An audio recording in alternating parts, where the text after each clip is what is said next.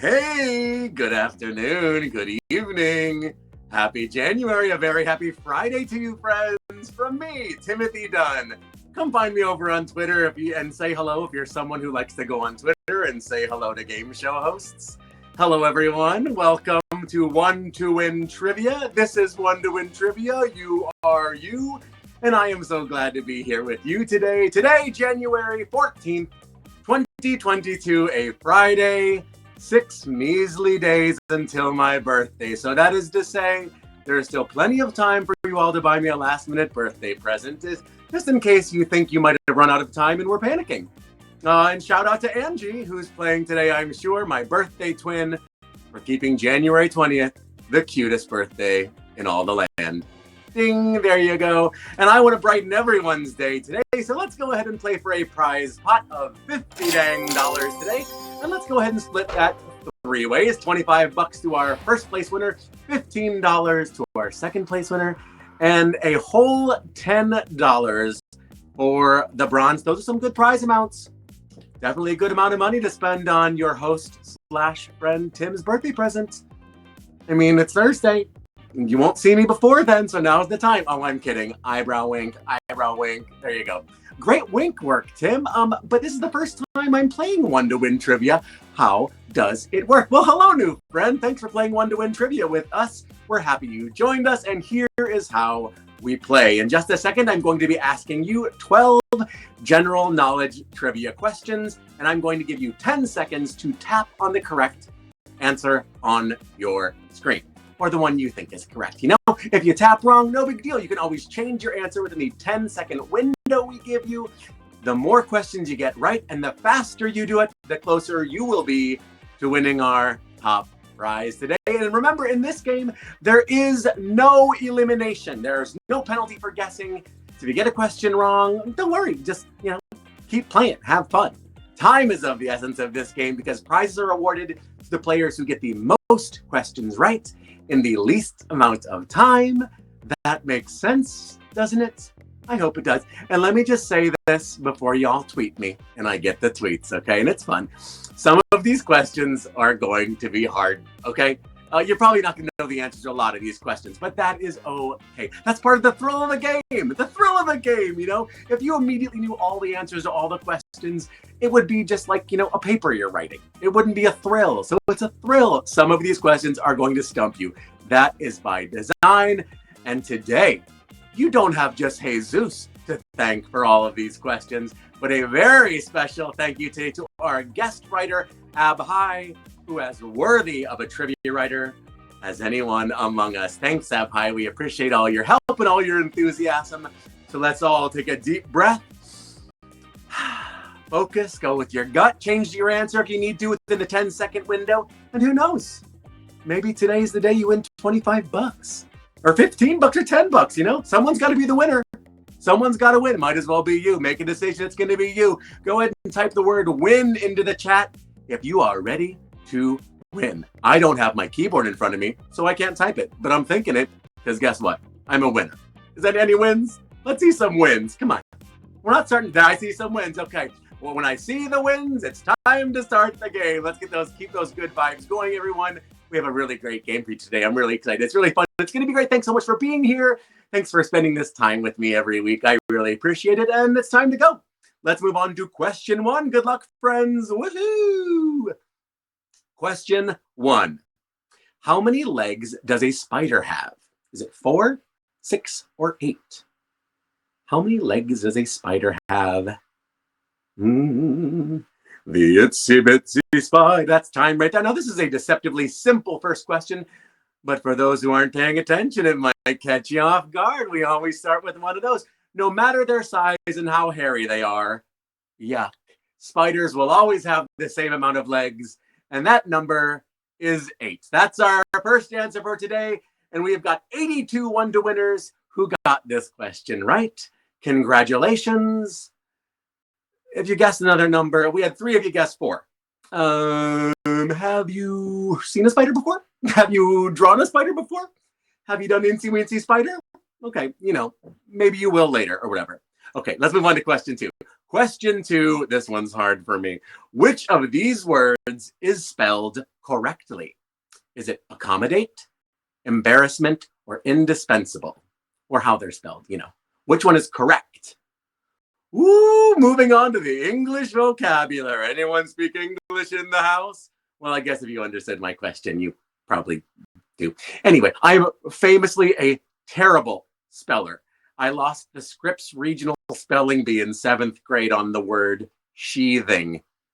I was on the big stage in front of an audience and it was pretty embarrassing. Anyway, but 2 of our 3 options today are indeed misspelled. I didn't know at first glance. And spelling correctly is often very important. In fact, I guess you could say it's indispensable with an A if you want to avoid embarrassment with 2 R's. See what I did there? Those 2 were the words that were misspelled, leaving accommodate as our correct answer. Accommodate. 54 one2winners got that right. We lost half of you. I'm glad to know that not everyone's a great speller. Listen, we have spell check, and we all have like a lot of other cool things we can do besides being a good speller. I can dance. Look at that. Shoulder moves. Let's move on to Q3. Q3. Which of these verbs is intransitive? Is it eat, hold, or listen? Which of these verbs is intransitive? Eat, hold, or listen? Ever heard of a verb? You heard of verbs? Okay, well, I guess that's time right there. Looks like English 101 in these parts today, and that's my jam. I love English, except spelling. I'm not good at spelling. This is our last question on English, though, I promise, but they were just too good to not put together. You know what I mean? Do you remember what a transitive verb is? Well, I'll refresh your memory in case you don't. They are action verbs that require a direct object onto which the verb's action is taken. I knew that. I was a grammar one. And for example, you could be eating a pizza, and a pizza would be the direct object. So eating, she's a transitive verb right there, babe. Eating's a transitive verb in that instance, okay? Or, you know, you're probably holding your phone. Is anyone eating pizza and holding their phone right now? Tell the truth. It's okay. You're among safe company, okay? So in that instance, you know, eating is the transitive verb. A pizza is the object. Okay, so listen up. Listen is the intransitive verb, okay? That was the answer. Listen is the intransitive verb because it requires a prepositional phrase starting with the preposition to. I am astounded that I knew this one. I probably would have got that one right. And listen, 64 of you got this one right. Congratulations, grammar heads. We love a grammar head. 16 of you thought eat and 14 thought hold. And you're wrong. You know, you're wrong. So that's that. And like, no big deal. The beat goes on. Okay, let's move on to Q4.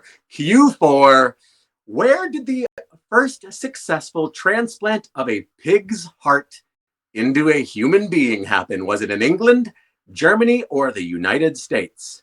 Where did the first successful transplant of a pig's heart into a human happen? That's time right there. Now listen up. Breaking news from 4 days ago.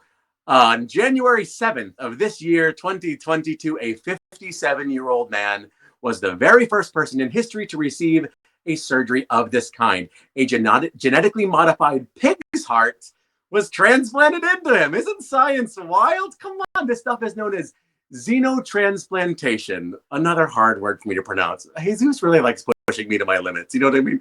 The idea of transplanting animal organs into humans, and it's actually not a novel idea at all. It dates all the way back to 1667. Anyway, this crazy surgery took all of 7 hours, and it happened in Maryland in the US of A.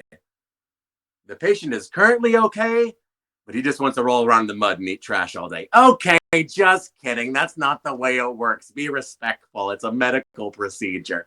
We had 46 one-to-winners get that one correct, and we lost 45 on the other 2 answers. And that's the way we play one to win. Oh, wow, that was fun. Let's move on to question 5. Everyone doing okay? Everyone feeling good? I'm feeling good. I went skiing this morning. I'm feeling like a Janet Jackson video. I keep doing this. Let's move on to question 5. Question 5. Which of these dishes is not considered a national dish of England? Apple pie, chicken tikka masala, or fish and chips? Which one is not considered a national dish of England? That's time right there. Ooh, I love all 3 of these dishes. And all three of these are quite common in the UK, despite one of them actually truly only one of them originated in England. Fish and chips is, well, you know exactly what it says. Fried fish and chips, or French fries, as I like to say. They're widely regarded as Britain's national dish, and it actually originated in Portugal. Next up, we've got chicken tikka masala, delicious. An Indian dish, which has very much become a staple in the UK. It's marinated chunks of chicken in a spiced curry sauce. I love the vindaloo, that's the spicy one. And it's also considered one of UK's national dishes, which means the odd man out is old apple pie. That's considered a national dish of the USA by some. And the earliest known printed recipe for apple pie is from England. So that's kind of a little whoopsie doops right there. Let's see how we did. 55 one-to-winners got that one correct. I appreciate the 23 of you that guessed chicken tikka masala, because, you know, if you didn't know, you wouldn't know. That's kind of a trickster, but shout out to everyone from the UK. I want to get chicken tikka masala tonight, I think. Let's see. Let's move on to Q6. Q6. Approximately how far does sound travel in 1 millisecond? Is it 1 inch, 1 foot, or 1 meter? How far does sound travel in 1 millisecond? That's time right there. And you probably know that sound travels fast, right? But just how fast? Ever stop to think about that one? Well, I'll tell you, sound travels at Mach 1. Okay, maybe that's not very helpful in this question. Let's reformulate. Sound travels at 343 meters per second, which means that 1 millisecond would travel 0.343 meters. Okay, I had to read that from the screen. Or 13 inches for you imperial folks, which is just about 1 foot. 1.12 feet to be more exact. And our closest option is 1 foot. Our correct answer for Q6. 48 one-to-winners got that one correct. 32 of you guessed 1 meter. And in that instance, you would find yourself wrong. But that's okay. I still like you. We're still having fun, right? Let's move on to Q7. Q7. This is not a question for me. Which of these movies should you avoid if you have coulrophobia? Is it It, Jaws, or Jurassic Park? Which of these movies should you avoid if you have a coulrophobia? This is a spooky one for some of you. I don't like spooky movies, though. Coulrophobia. What a good word, isn't it? It's actually not really known where this word came from. Many theories have been proposed, but its etymology is a mystery. What we do know is that it means an extreme or irrational fear of clowns. Dun, dun, dun. For some of you, it can even be triggering to just see a picture of a clown or a drawing of a clown. And if you suffer from coulrophobia, you should avoid watching films with clowns, namely It. 71 one-to-winners got that one correct. Congratulations. 90 of you guessed Jaws. When's the last time you saw Jaws? Is that still scary? I don't think I've ever seen it because I thought it was too scary. Maybe I'll watch Jaws. Is that embarrassing to admit I've never seen Jaws? Probably. Okay, let's move on. Question 8. Question 8. What is the name of the mountain that appears in the Toblerone logo?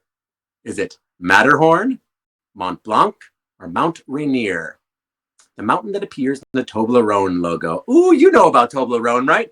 The distinctive chocolate brand, which controversially increased the gaps between their little chocolate pyramids back in 2016 in order to reduce the weight by 10%. I'll tell you this, people got really annoyed, you know, and they decided to switch it back in 2018. Anyway, if you pay attention to their logo, you'll probably be able to find 2 shapes in it. The most prominent one is a mountain, and its negative space, you will find a bear. And the mountain bears a striking resemblance to a certain mountain in the Alps between Italy and Switzerland. The Matterhorn is the answer for Q8, and 51 one-to-winners got that one correct. 24 thought Mont Blanc. Isn't that a pen? I mean, I know it's a mountain, but it's a pen too. Toblerone. When's the last time you had Toblerone? Those are good ones to buy from like the duty free, right? The duty free in the airport. I love a Toblerone. Let's move on to Q9. Q9. Which Disney film has a nameless prince? Is it Maleficent, Snow White and the Seven Dwarfs, or The Little Mermaid? Which Disney film has a nameless prince? A prince with no name. On a horse with no name, maybe even. Disney pumps out princess movies like there's no tomorrow. And of course, they have princes to match all of those princesses, from Prince Charming of Cinderella to Aladdin of Aladdin. Most of the time they have names, like the prince in Maleficent is Prince Philip, and Ariel's prince in The Little Mermaid is, say it with me, Prince Eric. But the prince in Snow White and the Seven Dwarfs was not mentioned by name once in the entire film, being just referred to as the prince. And while they eventually revealed that his name is Prince Florian in a TV spot, in the film he is officially Nameless. 56 one-to-winners knew the answer to that one. 13 of you thought The Little Mermaid. Come on, that's Prince Eric Erasure. Come on. Prince Eric, he's one of the good princes, He loved her when she was flipping on fins. She didn't get too far. She required legs, Okay. Q10. Q10. Which of these peaks can be found on the continent with the highest average elevation? Mount Everest, Mount Kilimanjaro, or Mount Vincent Massif? Do you know it? No.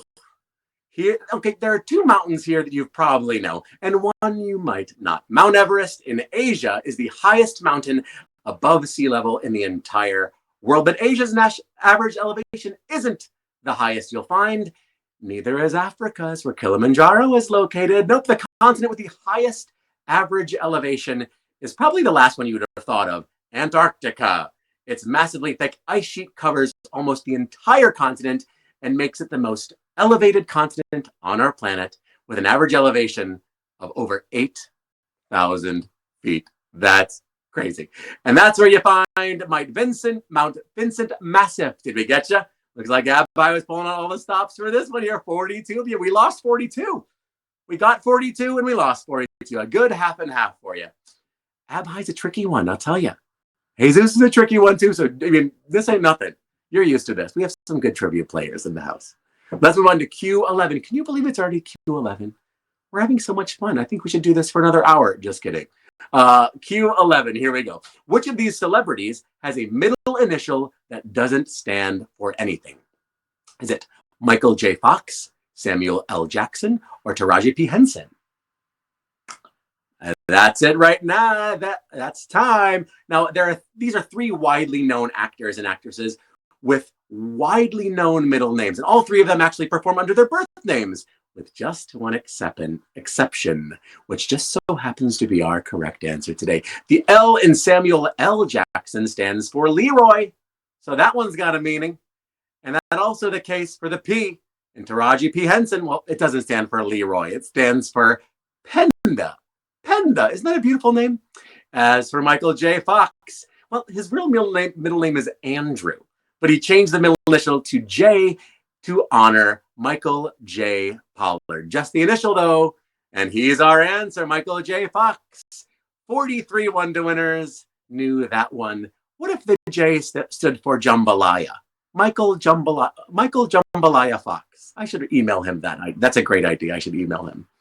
Can you imagine what my drafts folder looks like? Okay, let's move on to Q12, our final question of the game today on Friday, January 14th, 2022, 6 days before my birthday. No pressure, everybody, but the heat is on. Let's go. Our final question. The currently top-ranked female tennis player won her first ever major singles title on what surface? Clay court, hard court, or glass court? Well, today's game ending with the doozy. This was a tricky one, everybody. Now, let's break it down. The current top-ranked female tennis player is Ashley Barty. She's almost 2,000 points ahead of Aryna Sabalenka on the WTA leaderboard. She won her first major singles title, the Grand Slam singles title in 2019 at the French Open, and it was the clay court season, baby. Clay court's what I'm talking about. That is our final answer for Q12. 41 to winners got it right. 42. What's it called in tennis? We aced ya. We snuck that one right by. Oh, I don't really play a lot of tennis or watch it. Anyway, that's it. How did everyone think they did? We had 98 one-to-winners playing today. Let's see what place you thought you came in today. In the chat, let's see what number. Someone's got to be number 1. Someone's got to be number 98. So let's go ahead and type in. We got a 55. Jeffrey says 55. Owl was conservative with 11 or 12. I appreciate that. Gary thought 43. Gary, I love good eye there. We got Mango Queen with 10 out of 12. Not bad. 27. Emily. We have Vamp Girl 747 is guessing 37. And Baba Angel 99 guessed 69. Nice. Well, let's go ahead and reveal the winners today and see how close you were. Today's winners are... Dun, dun, dun, dun. Our winner today is Dolfox with 12 correct answers in 83.42 seconds. Urban Sombrero is second place, winning $15 with 11 correct answers in 39.97 seconds. And Mrs. 12 with 11 correct answers in 51.22 seconds is taking home a $10 cash prize. And that's it. That's one to win, friends. Congratulations to all of our winners. If you didn't snag any prizes this time, we'll be back again next week doing the whole shebang one more time. As always, I really hope you had fun today. And if you did, maybe you cracked a smile or you laughed or threw your phone in the air in celebration. I don't know. I would challenge you to take that little spark of joy that you now have and go do something nice for someone else in your life, because joy is not meant to be kept. Joy is meant to be shared. I've been Timothy Dunn this whole entire time, unless you didn't have fun. In that case, I've been Scott Rogowski this entire time. No, I'm just kidding. Everyone be nice. Thank you so much for watching. If no one else has told you this today, I love you. I'll see you all in my sweet, sweet dreams over on twitter.com. Have a great weekend, everybody. I'll see you next week. Bye.